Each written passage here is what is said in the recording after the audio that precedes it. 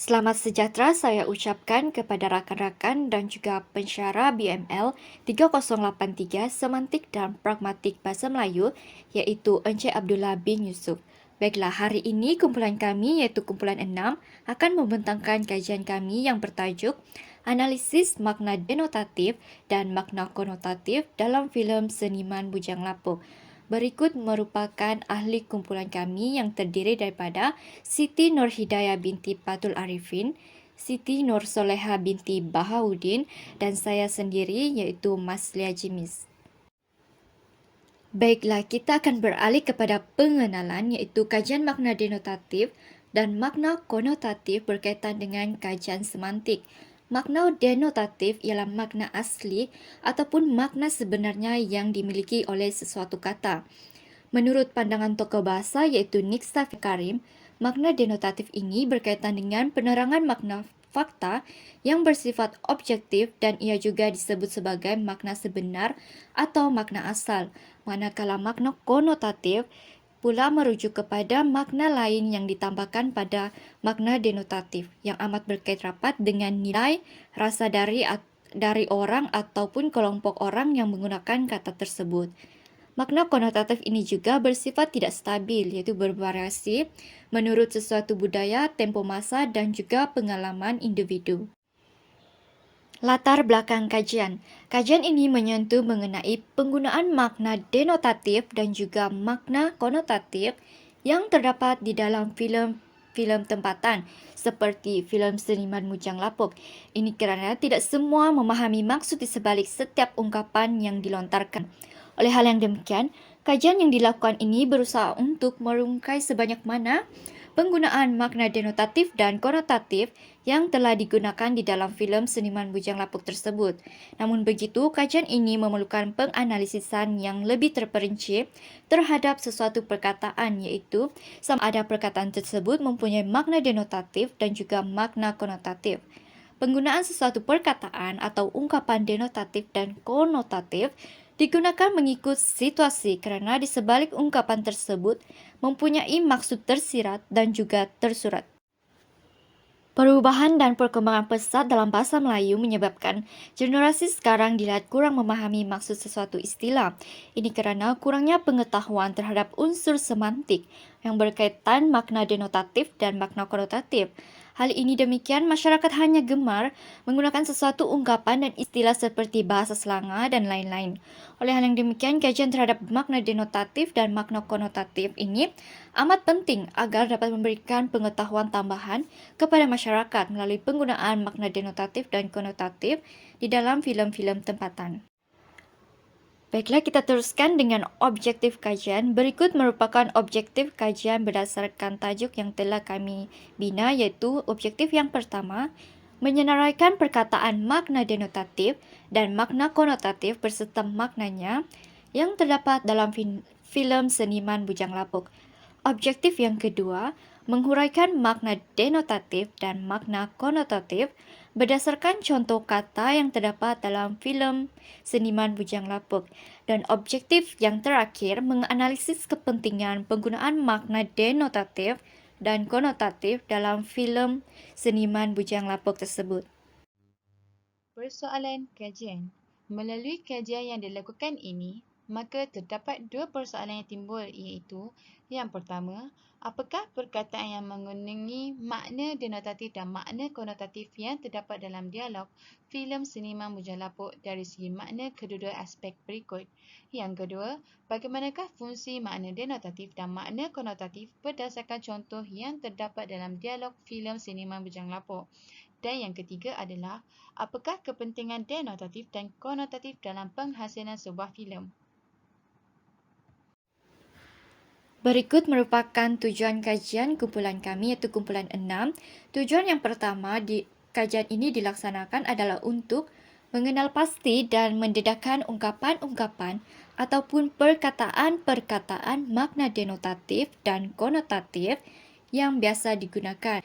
Tujuan kajian yang kedua iaitu untuk memberikan pengetahuan yang luas terhadap penggunaan makna denotatif dan konotatif mengikut konteks yang betul dari segi makna asli maupun sebaliknya. Dan tujuan kajian yang terakhir iaitu dilakukan agar masyarakat dapat mengetahui kepentingan penggunaan makna denotatif dan konotatif tersebut di dalam kehidupan seharian yang mencakupi pelbagai elemen. Batasan kajian. Kajian ini hanya memfokuskan kepada makna denotatif dan makna konotatif dalam bidang semantik. Hal ini demikian kerana aspek makna denotatif dan konotatif kedua-duanya adalah berada di bawah bidang ilmu semantik. Kajian ini juga memberi tumpuan kepada contoh-contoh perkataan yang mengandungi makna denotatif dan konotatif yang terdapat dalam dialog filem Seniman Bujang Lapuk yang diterbitkan di Singapura pada tahun 6 Julai 1961 oleh Tan Sri P. Ramlee. Malah, setiap contoh-contoh berikut juga dihurai maknanya iaitu dari segi makna denotatifnya dan juga makna konotatifnya dalam dialog filem berikut. Kajian ini juga menumpukan kepada fungsi makna denotatif dan makna konotatif berdasarkan kepada contoh-contoh perkataan yang terdapat dalam dialog filem berikut untuk membolehkan kajian ini mudah dicapai. Kajian ini juga hanya terbatas kepada analisis yang dibuat terhadap kepentingan denotatif dan konotatif dalam penghasilan sebuah filem yang menarik dan penyampaian mesej yang berkesan.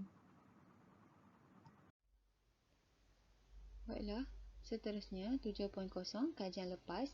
Makna denotatif juga dikenali sebagai makna sebenar atau makna tersurat. Bagi makna konotatif pula merupakan makna lain daripada makna asal. Penggunaan makna konotatif dan denotatif ini digunakan dengan meluas bukan sahaja dalam penulisan tetapi juga dalam lisan atau komunikasi seharian. Kajian oleh M. Fazmi, Zairul Anwar dan Emil dan An pada tahun 2019 yang bertajuk Analisis Semiotik Watak dalam Filem Terbaik dari Langit. Kajian ini bertujuan menganalisis sistem tanda dan penanda yang membawa makna dalam aspek watak dan perwatakan dalam filem tersebut. Oleh itu, pengkaji akan memfokuskan kajian kepada makna denotatif dan makna konotatif dalam filem yang dipilih iaitu filem Seniman Bujang Lapuk. Karya filem terdahulu mempunyai pelbagai makna lain seperti makna denotatif, makna konotatif yang ingin disampaikan oleh watak-watak tersebut. Selanjutnya kita beralih pula pada dapatan kajian. Bahagian ini akan mengemukakan dapatan kajian berdasarkan data dan juga analisis yang telah dikumpulkan, iaitu dapatan kajian yang pertama. Berikut merupakan contoh-contoh ungkapan, kata ataupun perkataan yang lazimnya digunakan yang mengandungi unsur makna denotatif dan makna konotatif berserta maknanya yang telah diperolehi berdasarkan analisis terhadap filem Seniman Bujang Lapuk.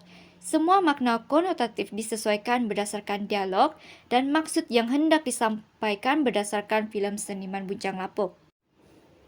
Dapatan kajian yang pertama iaitu menyenaraikan perkataan makna denotatif dan makna konotatif berserta maknanya yang terdapat dalam filem Seniman Bujang Lapuk.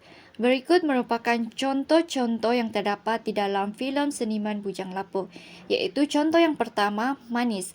Makna denotatif bagi manis merujuk kepada rasa manis seperti gula dan madu. Manakala makna konotatif bagi perkataan manis yang telah disesuaikan berdasarkan penggunaan dialog dalam filem, iaitu penggunaan perkataan manis ini merujuk kepada sesuatu yang cantik, bagus dan juga indah. Contoh yang kedua pula iaitu madu. Perkataan madu memberi makna denotatif cecair manisan yang terdapat dalam sarang lebah dan juga bunga. Tetapi manakala dalam makna konotatif bagi perkataan madu ini merujuk kepada wanita lain yang menjadi isteri kepada suami sendiri. Dan contoh yang ketiga iaitu kebas yang bermaksud sejenis penyakit lumpuh dan berasa semut-semutan pada anggota badan. Namun apabila ia merujuk kepada makna konotatif, kata kebas yang terdapat dalam ayat dialog Seniman Bujang Lapuk ini merujuk kepada perkataan ambil. Selanjutnya kita beralih kepada contoh yang keempat iaitu contoh perkataan lawa. Makna denotatif bagi perkataan lawa ini ialah cantik. Manakala makna konotatif bagi perkataan lawa ini merujuk kepada segah, kacak dan bergaya yang telah disesuaikan berdasarkan dialog yang terdapat di dalam filem Seniman Bujang Lapuk. Manakala contoh yang kelima iaitu gambar. Makna denotatif iaitu gambar merujuk kepada gambar. Manakala makna konotatif berdasarkan dialog dalam filem Bujang Lapuk tersebut, gambar memberikan pengertian tentang sesuatu cerita. Dan contoh yang terakhir iaitu mata air. Mata air ini merujuk kepada air yang keluar dari dalam tanah. Dan makna konotatifnya pula, perkataan mata air yang digunakan dalam dialog bermaksud kekasih atau orang kesayangan. Baiklah, seterusnya 8.2 dapatan kajian yang kedua iaitu menghuraikan makna denotatif dan makna konotatif berdasarkan contoh kata yang terdapat dalam filem Seniman Bujang Lapuk. Berdasarkan filem Seniman Bujang Lapuk yang dikaji, terdapat makna denotatif dan konotatif yang dijumpai. Makna-makna ini mempunyai makna tersendiri dan hanya difahami oleh masyarakat tertentu dan memperlihatkan keunikan makna tersebut pada dialog yang disampaikan dalam filem ini. Antara dialog makna denotatif atau konotatif yang terdapat dalam filem ini ialah yang pertama ialah perkataan manis. Makna denotatif perkataan manis yang sebenar ialah rasa yang manis seperti rasa gula atau madu. Tetapi bagi makna konotatif bagi perkataan manis pada dialog ini ialah merujuk kepada perkataan cantik, elok atau molek dan lain-lain. Penulis menggunakan makna tersirat iaitu perkataan manis yang merujuk kepada gadis yang disukainya kelihatan cantik. Perkataan manis merupakan makna konotatif positif kerana kata yang memiliki makna yang baik dan sopan. Seterusnya, pada dialog yang kedua memperlihatkan perkataan eko. Makna denotatif atau makna sebenar perkataan eko ialah merujuk kepada bahagian yang berada di belakang sekali pada tubuh haiwan dan digunakan untuk penjodoh bilangan bagi haiwan. Tetapi penulis menggunakan makna konotatif dan hanya difahami oleh masyarakat berdasarkan ayat pada dialog tersebut. Makna konotatif dialog bagi perkataan eko ialah merujuk kepada manusia. Makna konotatif ini membawa makna atau nilai negatif yang merujuk kepada kata-kata yang bermakna kasar dan atau tidak sopan. Seterusnya, bagi perkataan lawa pada dialog yang ketiga pula, makna sebenar bagi perkataan lawa ialah cantik yang sering ditujukan kepada golongan wanita. Tetapi makna konotatif berdasarkan dialog tersebut, perkataan lawa bermakna segak, kacak dan bergaya yang ditujukan kepada golongan lelaki. Makna bagi perkataan ini membawa nilai rasa yang positif kerana kedua-dua makna tersebut membawa makna yang sopan. Baiklah, seterusnya, pada dialog yang keempat, perkataan perompak. Makna denotatif bagi perkataan perompak bermaksud orang yang merompak atau penyamun. Tetapi makna konotatif perkataan perompak yang ditekankan oleh penulis ialah bermaksud perampas atau merampas seseorang. Makna ini mempunyai nilai rasa yang negatif kerana dalam masyarakat, perbuatan perompak atau merompak ini adalah satu perbuatan yang tidak baik. Bagi dialog seterusnya iaitu dialog yang kelima, terdapat dua perkataan yang mempunyai dua makna yang berbeza, iaitu perkataan madu dan juga perkataan jantan. Makna denotatif perkataan madu ialah bermaksud cecair manis yang terdapat dalam sarang lebah. Tetapi makna madu dalam dialog tersebut ialah wanita lain yang menjadi isteri kepada suaminya sendiri. Seterusnya, bagi perkataan jantan, makna denotatifnya ialah jantina yang tidak boleh membiak. Tetapi berdasarkan dialog tersebut, penggunaan perkataan jantan ini merujuk kepada lelaki. Walaupun perkataan jantan dan lelaki mempunyai makna yang sama, tetapi nilai rasanya yang berbeza kerana perkataan jantan nilainya lebih rendah dan negatif. Manakala bagi perkataan lelaki, nilainya lebih tinggi dan positif. Penggunaan perkataan ini dilihat berlaku mengikut kesesuaian situasi atau mengikut emosi seseorang. Seterusnya, bagi dialog yang keenam, Perkataan bedal pada dialog tersebut mempunyai makna yang sama dan nilai rasa yang sama, iaitu nilai negatif. Makna bagi perkataan bedal ialah memukul atau menghentam. Berdasarkan dialog tersebut, perkataan bedal digunakan oleh penulis berbanding perkataan memukul kerana perkataan bedal menggunakan bahasa yang lebih kasar. Seterusnya, bagi dialog yang terakhir, perkataan mata air membawa dua makna yang berbeza. Makna sebenar perkataan mata air ialah merujuk kepada tempat air terbit dari tanah. Tetapi pada dialog tersebut, penulis menggunakan makna konotatif perkataan mata air yang bermaksud kekasih atau orang kesayangan. Makna konotatif ini merupakan nilai rasa yang positif kerana kata tersebut dirasakan lebih baik dan sopan. Dapatan kajian 3, kepentingan makna denotatif dan makna konotatif dalam filem.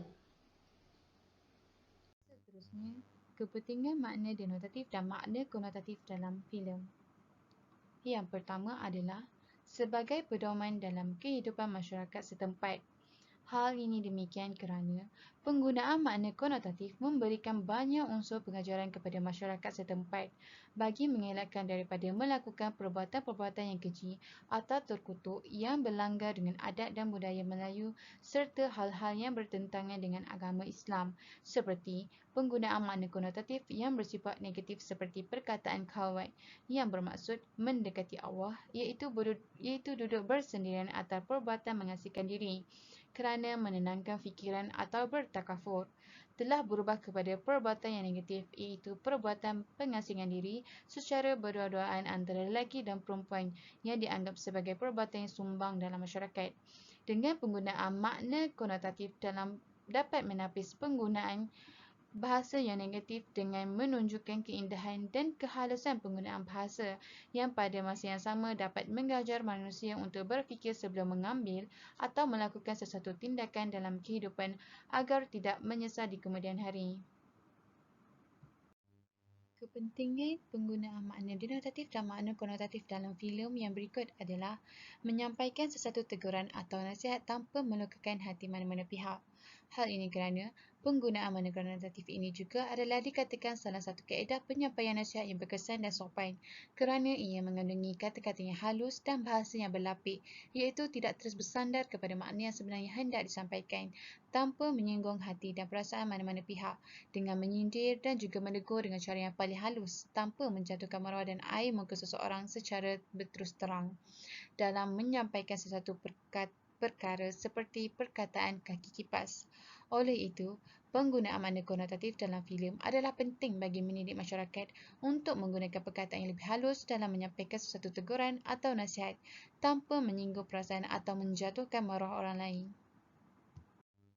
Kepentingan yang terakhir adalah memaparkan kesenian bahasa dan kebijaksanaan penggunaan bahasa dalam masyarakat.